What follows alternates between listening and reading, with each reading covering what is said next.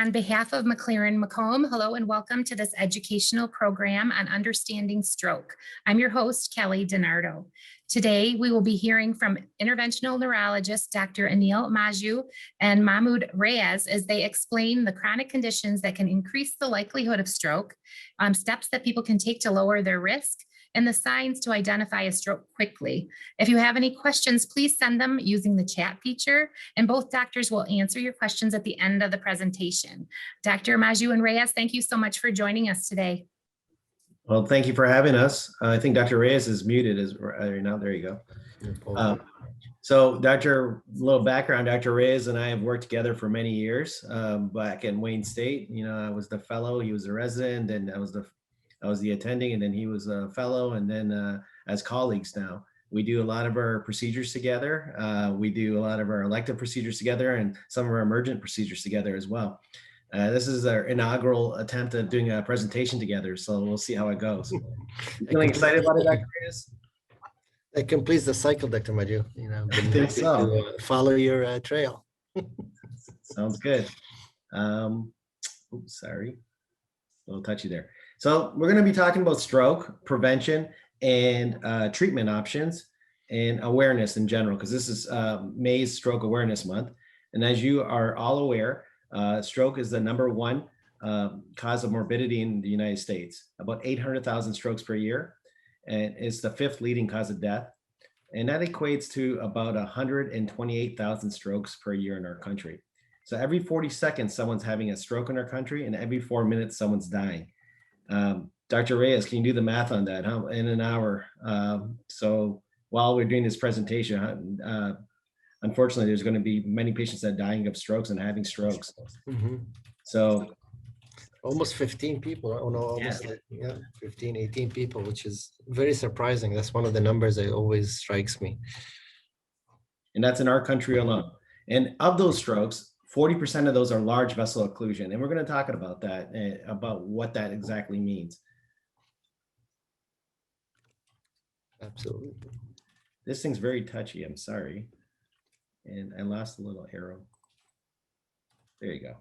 So when they taught you in school, the parts of the brain, left brain, right brain, I'm sure you were taught that the left brain is all logical sequencing, math, language. Right side of the brain where your artistic side comes from, your musical side comes from, your creativity and imagination. As neurologists, we are, we think about left side of the brain. That's where your language comes from, your ability to communicate, your ability to move the right side in majority of patients. And your right side of the brain is the ability to perceive your left side of the body, as well as move that left side of the body. Dr. Reyes, would you like to add anything? Yeah, no, I think this is as simple as it goes. And as you know, most people are right-handed, and that means the left hemisphere is the dominant one, what we call dominant for speech, and that tends to be have a heavy burden on patients, but doesn't take away from the right side. And each brain is different, but I think good for people to know. Left brain is the dominant one.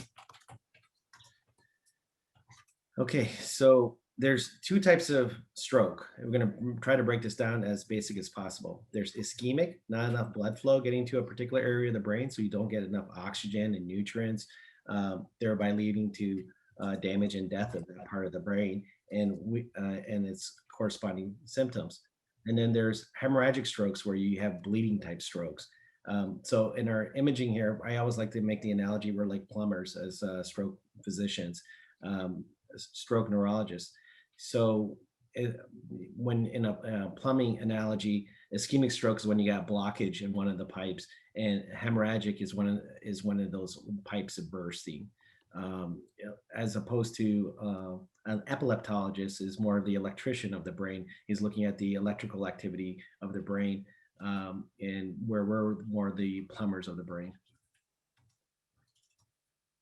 So we're going to first start off by talking about intracerebral hemorrhage. Again, one of those pipes bursting.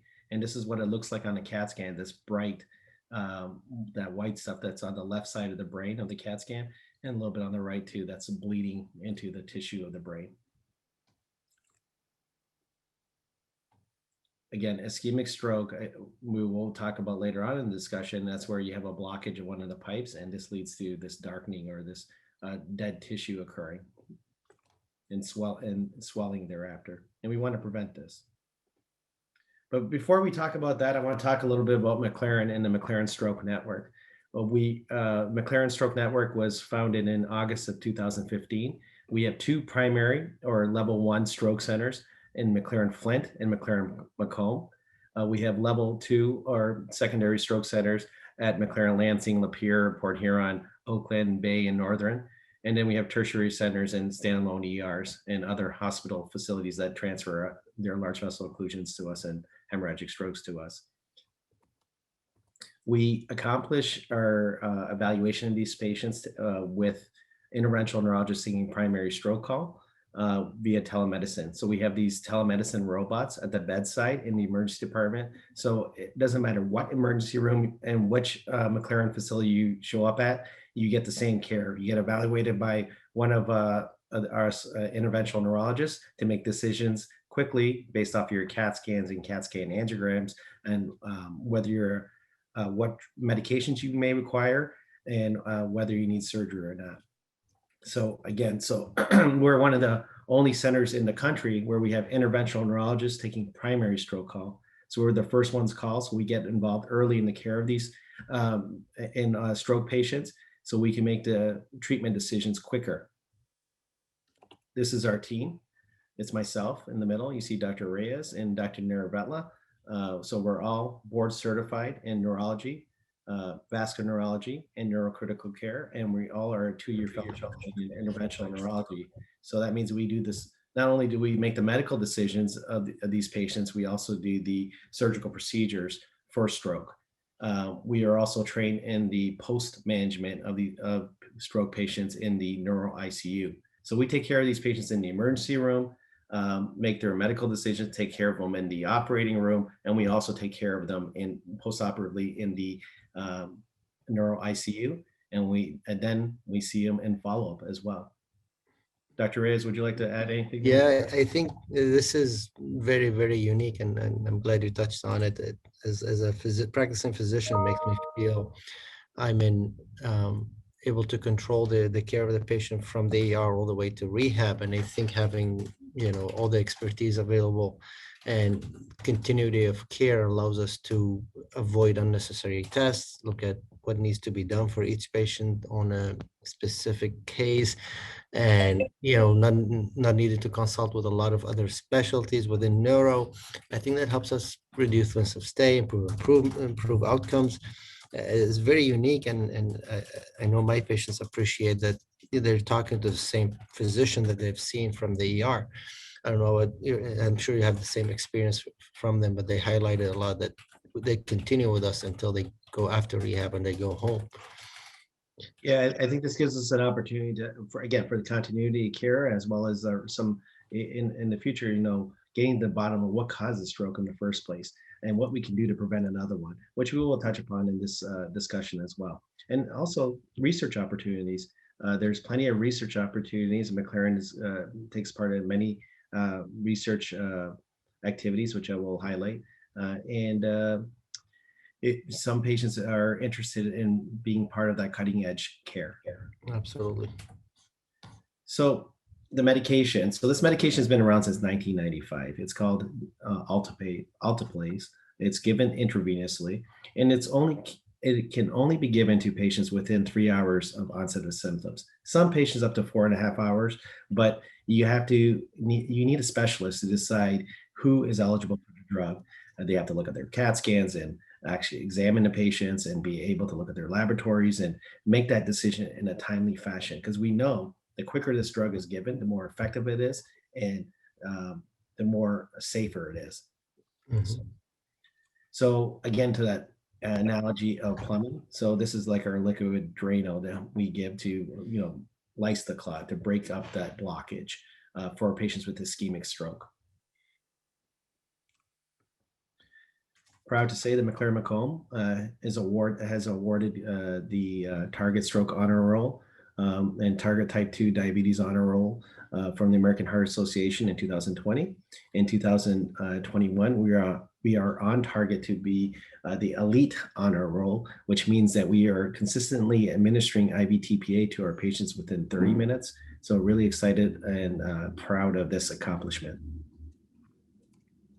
It's a great work. So it takes a team to get up there, Dr. Majjhoo, and I think Macomb does a wonderful job. They're one of the highest ranking in the area too. Yeah, we're the only center in the county that's performing these surgeries and being able to administer this drug with it this quickly, and the only one with such a high-ranked award. We have made a lot of process improvements where patients are going from straight or being pre-notified by our EMS providers, so they go straight to the CAT scanner. They're met by our team, and we are evaluating those patients within minutes and making those timely decisions as quick as possible. So we have a great village in here. So intracerebral hemorrhage again. So that's one of those bursted pipes or the bleeding strokes. I'm going to focus on a small percent, and this is about 13% of strokes, but I'm going to focus on a small percentage of those patients that have subarachnoid hemorrhage. So in this video, you'll see what an aneurysm is. An aneurysm is a genetic predisposition to have a weakening of a blood vessel wall. And with time, age, high blood pressure, and smoking cigarettes, they can rupture. If they rupture, about half the patients die before getting in the hospital.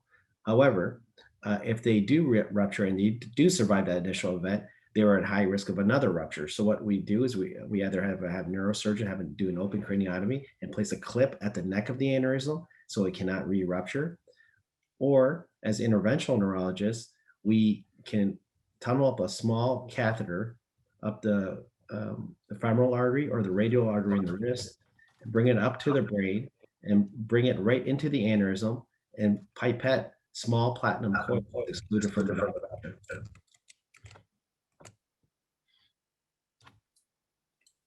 So we definitely prevent that from happening in the first place.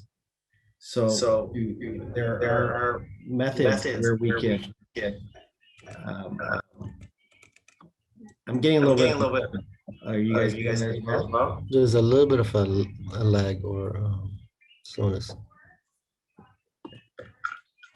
So I'm going to try to do it. I hear an echo on my side. Hopefully you guys are not all getting that. Okay, it got corrected. I think someone had to mute their screen. So when we're trying to prevent an aneurysm to rupture, and sometimes acutely, if they have a large neck like this, prior to recently, those patients are only candidate for open craniotomy. But in our practice, we can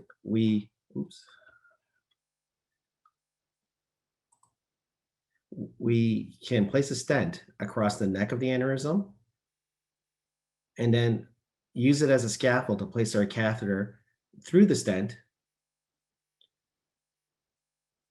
and place those coils, thereby the stent keeping the blood vessel, the parent vessel open, and the coils excluding the aneurysm from the vasculature. This is an example of a basilar tip aneurysm in the back of the head that had ruptured, and we placed a stent across the neck of the aneurysm and we placed those coils successfully, and the patient did very well. Recently, we have a new device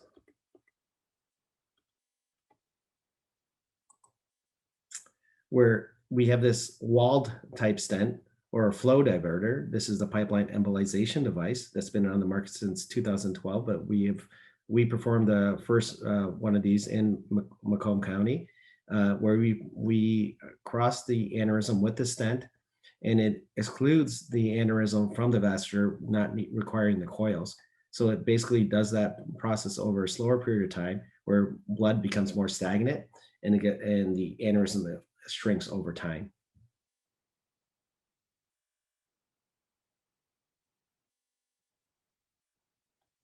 This is an example of a patient who got that pipeline stent, large aneurysm, and the aneurysm itself has an aneurysm. You see this little bump on it, and that's at high risk for a rupture. So we place that pipeline stent, and 6 months later, it's good as new. This is the latest device, the web device. This is like an intersaccular flow diverter. or like an umbrella that we place right into the aneurysm, one device, instead of pipetting small little coils. We have this one device that excludes it from the vasculature. And this is, I believe, one of Dr. Reyes' case with ACOM aneurysm that we placed that device in and excluded the aneurysm fully from the vasculature. Dr. Reyes, would you want to add anything there? Yeah, I think as you cover, it's amazing how the field has grown and all the options we have. And then again, goes to the team we have with the neurosurgeons and the interventionalists and offering the patients all kind of options. It seems like over the years, we've been now managing everybody and able to offer a customized solution for each. And this patient did very, very well, and otherwise would have been a very challenging case. They're doing very well right now. So this is one of those web devices, live deployment, the first one in the state being deployed. You see the web device going into the aneurysm, and this is really in real time how long it takes to deploy it. And the web is deployed and excluding the aneurysm totally from the vasculature. We're going to move our discussion to ischemic stroke, and this is 87% of strokes in general. And this, the blockage of one of the pipes causing what we want to prevent this from happening, this dark area from happening. This is from dead brain cells. Every minute of ischemic or not enough blood flow to a brain, there's about 2 million brain cells dying, and this leads to significant deficits. And we want to prevent that, because once that happens, you get more swelling in the brain and other events can happen, and where the patient can even die. So this is very important to prevent. Absolutely. Minutes matter, Dr. Majjhoo. Definitely. Seconds matter now. Actually, the most recent data is showing that seconds matter, and it actually leads to better outcomes the quicker we open the blood vessels to the brain of these patients. So risk factors for stroke. I promise to talk about this. We're not going to all talk about treatment. So what risk factors, what we can do to prevent strokes from happening. So there's modifiable risk factor, something that we can change. If we mute, Dr. There you go. So there's modifiable risk factors, something we can change. And then there's non-modifiable risk factors, things like our gender, our race, our family history, or our age. You know, these are things that we can't change, but things we can change is high blood pressure, high cholesterol, diabetes, whether you have a history of stroke, whether you have a history of atrial fibrillation, what are you doing, what medications you're taking for that, what surgical options you may have for that. If you have a sedentary lifestyle, what are we doing to be more active? You need to quit smoking. You know, we all know that smoking leads to more strokes and cardiovascular disease. So we definitely need to quit smoking. And obesity, what we can do to prevent that as well. So signs and symptoms of stroke. So Dr. Reyes, you want to cover this slide? We got on. Yes, be happy to. You know, as you can tell, there's a wide variety of symptoms of stroke that could happen. We always focus on the classic one side of the body involvement that usually contribute, you know, collaterally localized to a certain area of the brain. So whenever there's one part of the body that is weak or numb, whether that's the face, the arm, or the leg, if there's any part of the vision being lost, any difficulty seeing, double vision, difficulty with walking, spinning sensation, and often not paid attention to as much, but the really bad headache, any of these symptoms that happen all of a sudden is usually indicative of a stroke. So the presence of any of these symptoms requires us to call 911. Please do call 911, and we'll cover that a little bit later as we go. Okay. Symptoms. So that will go into our next slide here. So at McLaren, we use the B-FAST mnemonic. So what does that stand for? So the B is for balance, or the sudden onset of loss of balance. E stands for eyes, a sudden trouble of seeing or double vision. The F is your face. If it's uneven, and you have an uneven face or a crooked smile, that could be a sign of a stroke. The A stands for arm. So if you put your hands in front of you and one of them starts to drift down, or you're just weak and can't move one of your arms, that's a sign of a stroke. Speech, slurred speech, or trouble understanding language, that can be signs of a stroke. T, like a terrible headache, that can be sign of a hemorrhagic stroke, or sometimes an ischemic stroke. And also T stands for time, because time is of essence. You need to call 911 as soon as possible. So what should you do if you develop any of these signs? Call 911. Do not wait. Do not drive. Do not take an aspirin, because you may be having a bleeding stroke. And if you take an aspirin, that's a blood thinner, you might be making it worse. So you need to go to the specialist as soon as possible by calling 911 and having your EMS take care of you. It's important for our loved ones to understand that they need to know, when was the patient last normal, because time makes a difference. You may or may not be eligible for IV TPA, the blood thinning medication, and there are certain surgeries we can perform depending on last normal time. What medications are they on? Are they on blood thinners? Blood thinners can make you an exclusion for a certain for the TPA drug. So we need to know that ahead of time. Medical history: do you have a hypercoagulable disorder? Were you recently diagnosed with COVID? Do you have atrial fibrillation, irregular heartbeat, a history of a carotid artery disease? These things make a difference. So we need to know those things as quickly as possible. And your emergency contact, like who do we call to help make, if you can't communicate and you need to make some significant medical decisions like this, it's very important to have an emergency contact available so we can discuss these important decisions with them. A lot of these things are available via apps. I know on my iPhone, you can enter your emergency contact, your allergies, your current medication lists and whatnot. So you gotta see if you have that available, like in case of emergency ICE contact or whatnot on your phones. Anything to add, Dr. Reyes? Yeah, I think you hit it right on the head. We are very well equipped to handle patients when they come through EMS with the way the system is, and allow us to be very efficient and be ready there the minute the patient hits the door and go through our processes. So it's very important to come through that ambulance and not drive. Now, obviously, if you have no other means, we understand, we'll take care of you, but that gives us the best chance of getting the job done. And like you said, less known normal is very critical. That would allow us to do a lot of treatments that could be helpful to these patients. Those are one of the two most important aspects. Okay, so here's a picture of myself, Dr. Narabella, and Jill, one of our techs at McLaren Macomb, treating one of our aneurysm patients. This is what we see in the angio suite or operating room with patients on the table, and you see like the X-ray machine where we're actually evaluating the patient's brain and looking at their blood vessels. This is like a different view so this is our setup with our nurses and our techs, our nurses in the background handling the medications. Here, we're going to actually go through an actual stroke patient, ischemic stroke patient, and what we do. Oh, and I apologize about that. Here you go. So we stick a catheter through the leg, sometimes the wrist, and over a wire, we tunnel it up into the brain. You see the heart beating.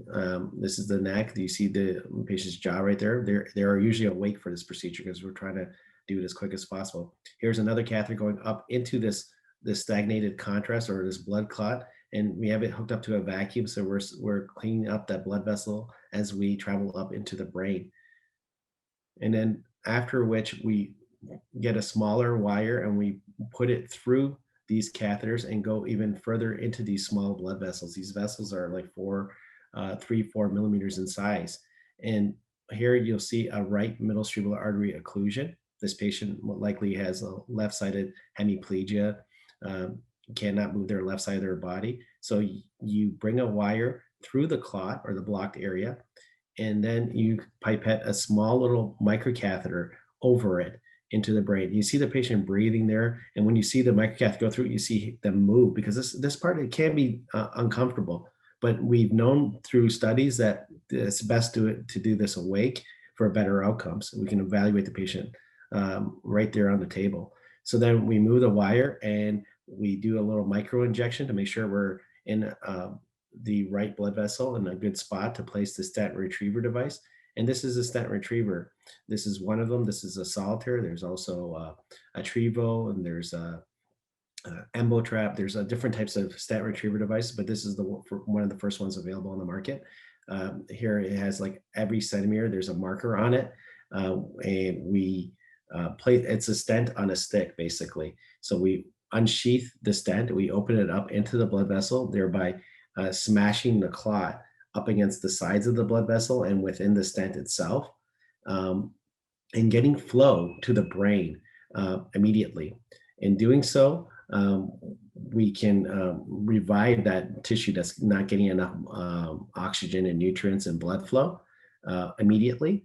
And then once we get that flow open, it's not like the heart where we could deploy the stent and leave it there. In the brain, we have to remove the stent and open up blood vessels like this.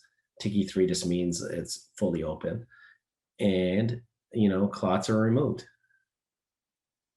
Another method that we can do that is, and that's like the type of clot that's removed in the stent retriever device. So we fish it out. Another type of device we can use is we can use these large bore catheters and actually suck out the clot. So we bring one of those catheters up, and without using a stent retriever device over a wire, we bring a large bore catheter that comes up over here into the clot, and we hook it up to a vacuum and remove the clot. Here's another example of a large bore catheter opening up a blood vessel. This is a left middle cerebral artery, a left carotid terminus occlusion, so that person couldn't talk or move the right side of their body. It would die or end up in a nursing home without treatment.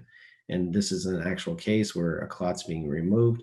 And when she flushes, the catheter is removed, they flush it on the table, and they see the actual clot right there.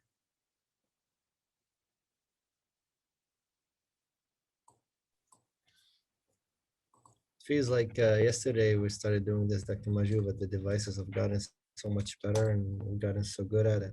Yes, we've been doing this for over 10 years, and it's, the devices are improving, and our ability to do this more efficiently, more quicker, and more safely has improved, and we're seeing much better outcomes for these patients. Again, these patients have about a 50 to 70% chance of death in the anterior circulation and about a 90% chance of death in the posterior circulation if left untreated. This is a patient I treated at McLaren Macomb 2 weeks ago. I have to include this in. Their husband and wife, both in their late 70s, but both working. Husband went to work at 10 a.m. and last saw his wife in the kitchen. And at about 5 p.m., he found her on the ground, not being able to speak or move the right side of her body. And we didn't know the last known well time. So patient was brought to the emergency room at McLaren Macomb. The team was activated, came in. Within 9 minutes, we had the clot out, and the patient got better on the table, was talking and able to communicate, move that right side of the body. And it was very emotional for the entire team, including the physician involved. So the patient did extremely well. We actually identified that the patient has atrial fibrillation, irregular heartbeat.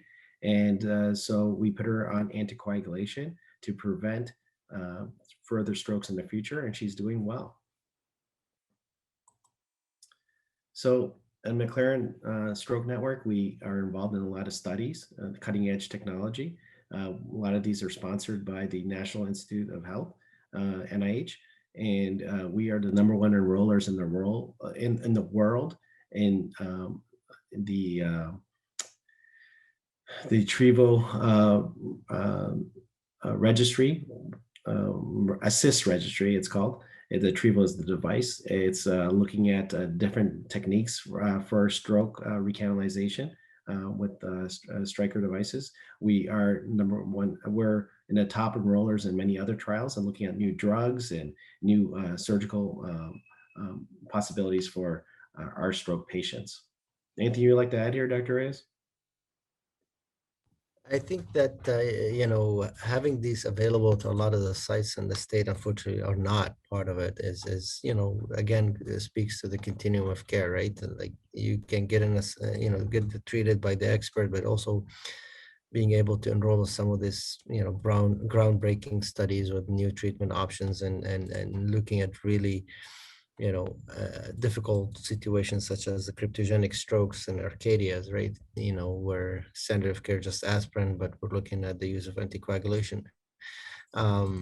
Most is, I think, needs to be highlighted with where we use TPA plus antiplatelets or anticoagulant to augment the effect of TPA. Is very few sites in the state are doing it, and we're doing very well. Again, that's how TPA started, right, Dr. Majjhoo, by trials.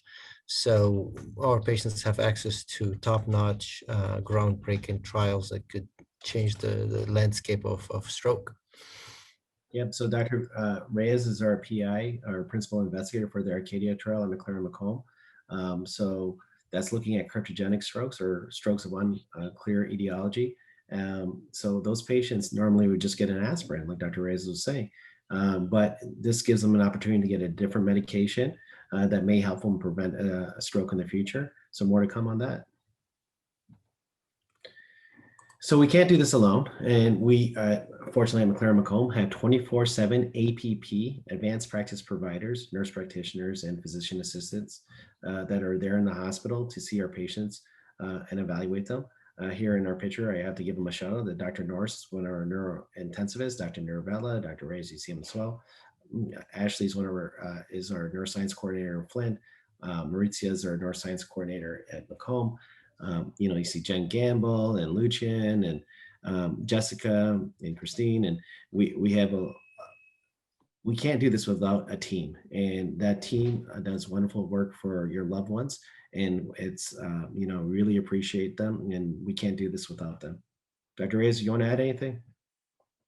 Yeah, speaking about our competitive spirit, the picture of me and Ashley in the middle, we did a thrombectomy in 5 minutes. So we recorded it for time's sake, I guess. But no, definitely we have a wonderful group of people here that allow us to do what we do. And they're also very well trained. They see the strokes in and out. So you're seeing a really an expert team on stroke through and through.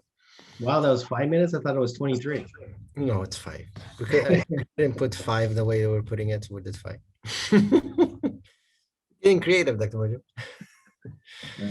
Then you see the little clot in the middle on the paper. So that little small clot can cause severe deficits in a patient. You got to understand it's in a small blood vessel, but that small blood vessel feeds a very important part of the brain that can make you not be able to move, be disabled, and not be able to move one part of your body for the rest of your life, or be able to communicate, or it could even kill you.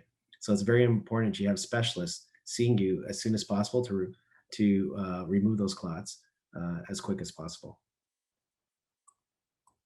And those specialists are taking the proper precautions. So during the COVID pandemic, we are not only trying to protect ourselves, but we are trying to protect you as much as possible, making sure that you are getting the appropriate care and taking care of COVID patients, because a lot of them, COVID patients, COVID can lead to a hypercoagulable state, which can lead to strokes and heart attacks in the future.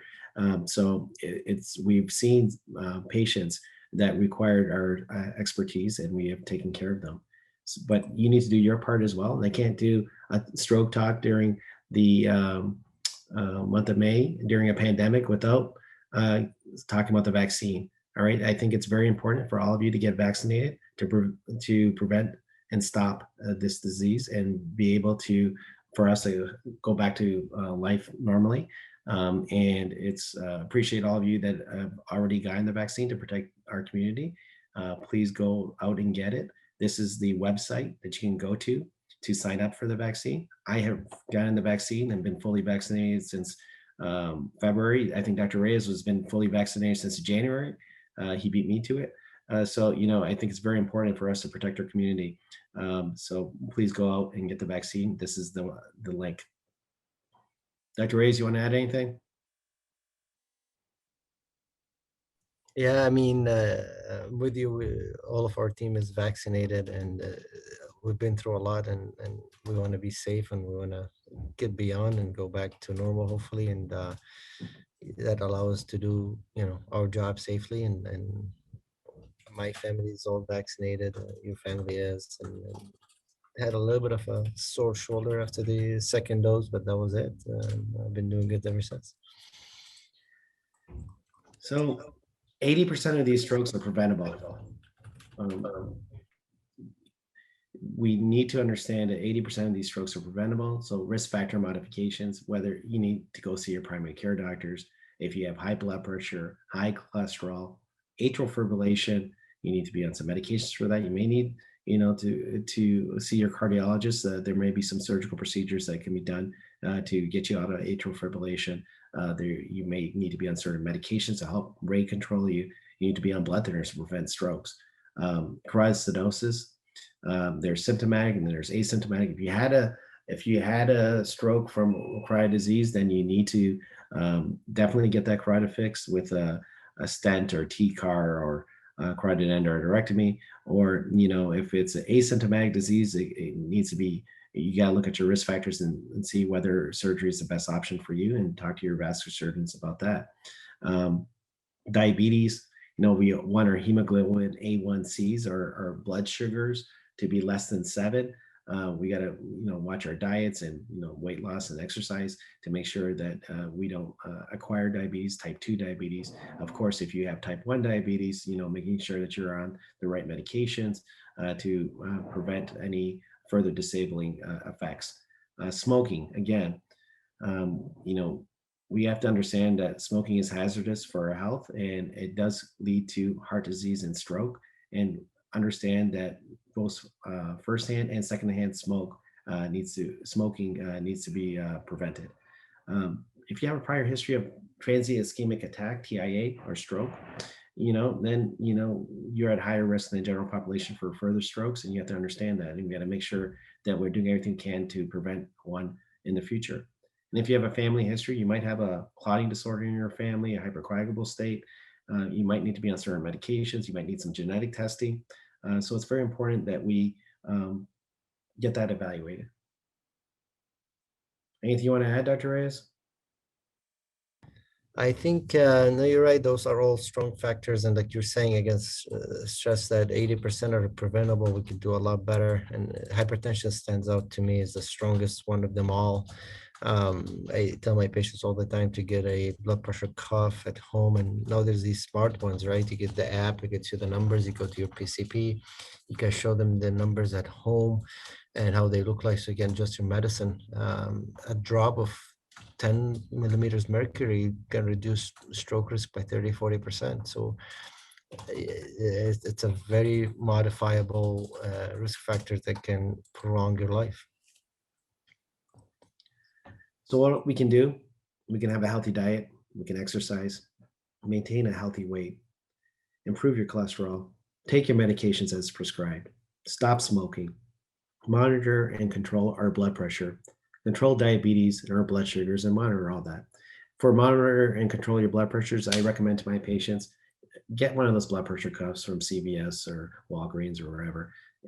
Check your blood pressure 2-3 times a day, and keep a diary and keep it for your primary care physician. So the blood pressure needs to be controlled throughout the day, not just like particular days. And you can't be like, oh, my blood pressure is up because I got worked up about this or whatnot. Your blood pressure should be controlled. So we need to understand what our blood pressure is throughout the day to make sure it's well controlled.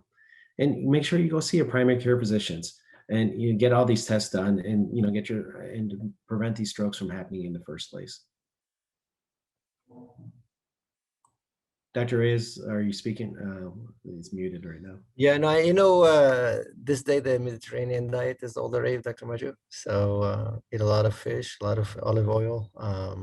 It should be, it'll reduce the risk of stroke quite a bit, apparently. So the multiple restaurants in the area, guys. Are you opening one soon? So with that, reduce the risk of stroke sandwich. Yeah, there you go. That's something in the future. So, with that, if there's any questions, we would love to hear them. and thank you for your time today. And you see our special acknowledgments to our, especially our neuroscience coordinators, Ashley and Maurizia. We really appreciate you. Thank you very much. Thanks, everyone. Yep, thank you both. This was great information and very timely for Stroke Month. We do have a couple questions. Great. The first one, if someone had a small intracerebral hemorrhage but did not have an MRI until 2 months after the hemorrhage, will the MRI always show evidence? Dr. Reyes, you want to take that one, or you want me to? Sure.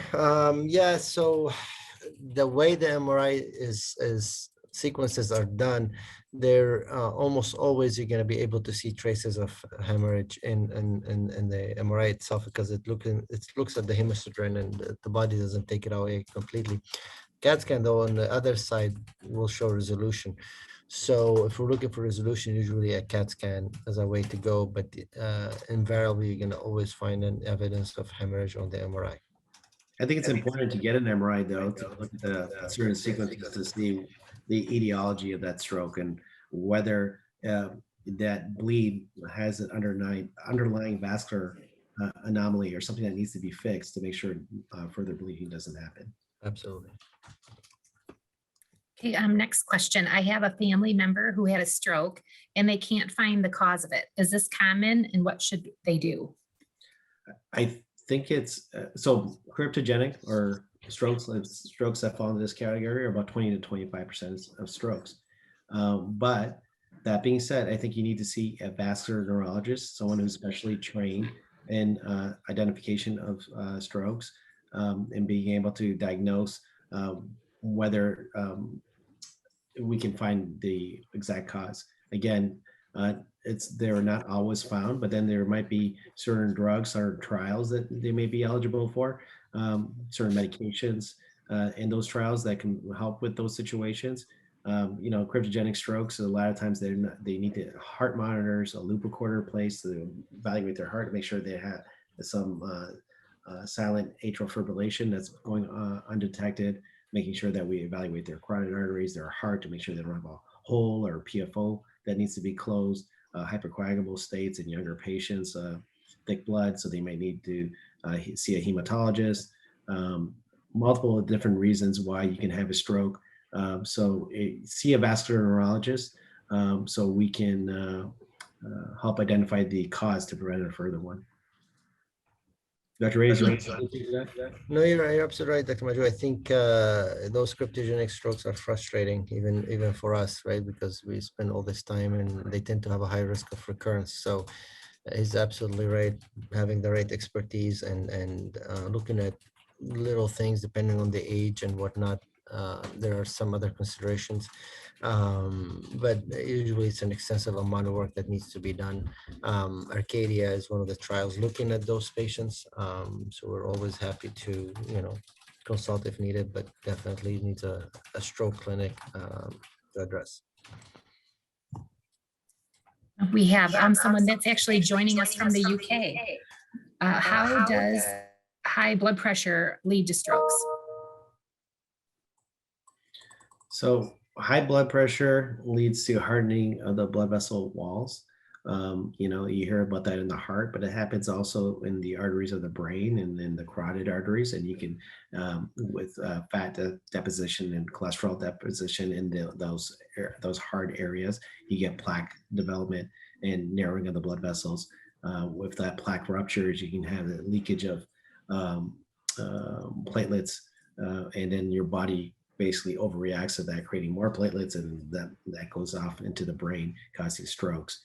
I know that's a very simplified explanation of it, but it's, I'm going to have to go through 1 week of pathophysiology from medical school to explain it in more detail than that. Okay, next question. Can life go back to normal after someone's had a stroke? Absolutely. I just gave you an example of a patient that I treated a couple of weeks ago who got better on the table and is living her life normally because she's taking her Eliquis and her preventative medications for her atrial fibrillation from preventing another stroke from happening. If you have carotid disease and you need a carotid stent or an endarterectomy or a TCAR, you can have these procedures performed to prevent strokes in the future. If you have a bleeding stroke from an aneurysm, we have, although many of those patients die before entering the hospital, the ones that do survive, a lot of them, we treat them and they do well. In our practice, we see close to 70% good outcomes, meaning patients walking again and being independent again. We call them modified Rankin scores of 0 to 2. Studies that have proved this technologies, they only saw about like 55% good outcomes. And I attribute our success because we have interventional neurologists taking primary call, getting involved early in the care of those patients. So we make those decisions, those critical decisions early, and we're really involved in the care of these patients from the ER to the ICU, to the angio suite, to the ICU, and then in follow-up. So I think having us that specialized care throughout the care of these patients, we're seeing better outcomes. And I want to stress out, it takes, sometimes, 3 to 6 months to recover from a stroke. So for stroke survivors out there, just continue with your therapies and give your brain some time to recover and take over some of these connections and functions, and they can get better. That's where being in the right place helps. Being with a therapist that the stroke docs who know what to look for therapies, and adjusting all of this helps improve chances of outcome. And honestly, just all about being the right place, right? Being with the experts from the beginning gives the best chance of improvement in the long run. But I would not say there's no room for improvement up to a year sometimes. So yeah, we have an inpatient rehab here at McLaren Macomb as well, and that helps a lot of our stroke patients get back on their feet, literally, sooner. And some studies say 18 months for maximum benefit and whatnot. I've been doing this long enough. I'll tell you, you keep on. Your body is built to survive. Your brain is resilient. So you will continue to improve with time. So don't give up. Continue to see your specialist and continue to keep trying. You will continue to improve. Another question, can an aneurysm in the brain cause a bruit? If it's big enough, I'll take that, Dr. Majjhoo. If it's a really big one, especially in the back of the head, you potentially can have an aneurysm. Usually, the bruit is more with what we call a fistula or a dural EV fistula that happens outside the skull, and you got these connections to the venous system. That's where we're used to more seeing those bruits. But a big enough has to be a really large aneurysm, or we call it giant aneurysm, to have some sort of that much bruit with it. So it depends on where it is and how big it is. Dr. Majjhoo? So first, a bruit is a whooshing sound that you might be audible to the patient themselves or to the physicians with a stethoscope. And you typically hear them over the heart or the carotids when you have like a fast flow. So you can hear bruits over the eye, over the eyelid in patients with CC, carotid cavernous fistulas, like Dr. Rayes was saying. So yes, it depends on location, like Dr. Rayes is saying. This person has a history of stroke in their family. Is it okay if they visit the cardiologist 2 times a year, or would you recommend they visit a stroke doctor? I'm a little biased, but for a reason. I think you should go see a stroke doctor, and he will tell you whether you need to see your cardiologist or not. I'm thinking that he will tell you to continue to see your cardiologist, but it'd be nice to get a stroke doctor to kind of be the quarterback in that care, to making sure that your primary care physician, your physiatrist, your cardiologist, your hematologist, everybody is doing what they need to make sure you don't have a stroke in the future.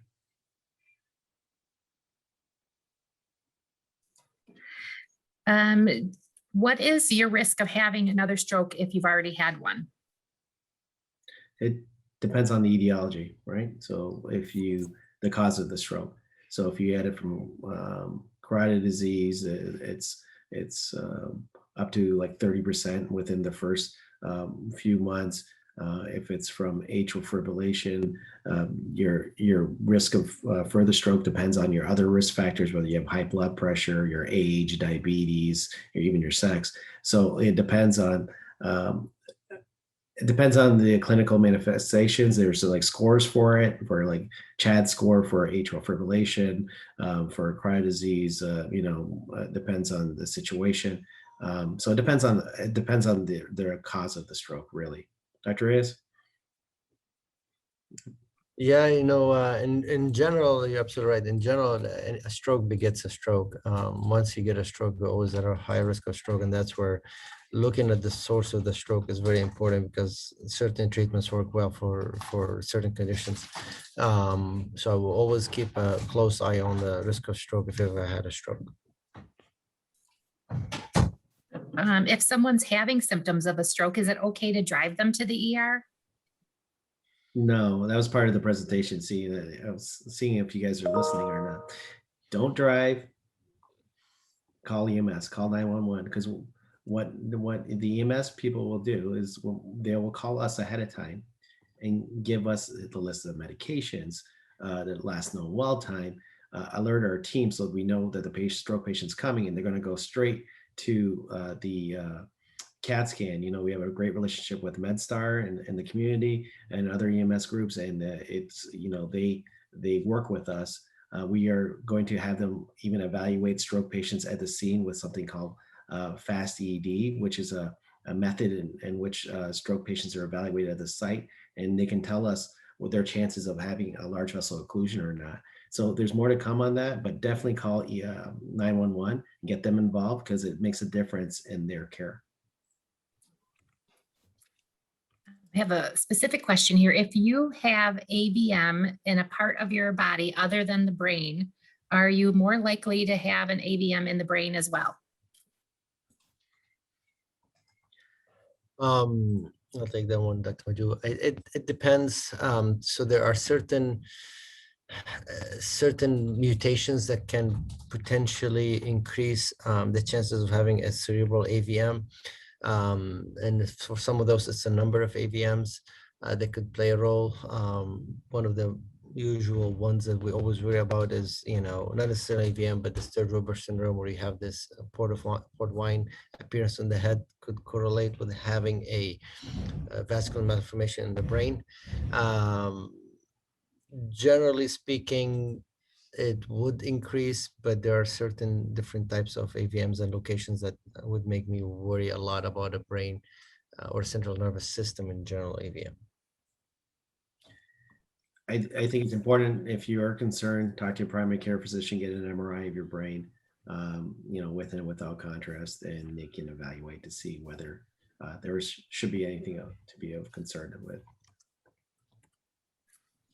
Are there support groups available for people that have had a stroke? Absolutely. Our website can guide you to where you can go, and some of our community support groups that we have for stroke patients. How about some closing comments from each of you for our audience? Let us know how we did. This is the first time we gave a presentation together. I'm sorry for a little bit of glitches I had with the slides. I hope it wasn't too distracting, but I enjoyed it. And, be careful. See your primary care physicians. Go see a vascular neurologist. Make sure we don't need to see you in the operating room. Dr. Reyes? Yeah, I've had the pleasure. Again, this is a new one for me and Dr. Majjhoo, even though we've been working together for 12 years, but keep breaking new grounds. But I think, thanks for everybody who joined. And if there's any questions, please reach out. Time is probably the most important factor for stroke. It's very, very important. If you notice something, call 911, act on it, gives us the best chance of improvement. Please do ask where you're going. Know that you need to go to a certified center who deals with this day in and day out. Practice makes perfect. So you want to go with somewhere that they're used to doing this. Take care of your blood pressure. I always say, watch you eat and get your blood pressure taken care of, and that will reduce the risk of stroke significantly. Yeah, and I think Ray hit it on the head there. Time is brain. So make sure you go to since they're on my slide here, the right stroke specialist right now. Especially in the Macomb community, talk to your EMS providers. Make sure that they bring you to our thrombectomy center, so you can have the best possible outcome for getting back to a normal lifestyle. Thank you both for spending this time with us. I think this is very valuable information for everyone. I appreciate you both spending the time to join us. Thanks again. Thanks for having us. Have a good night, everyone.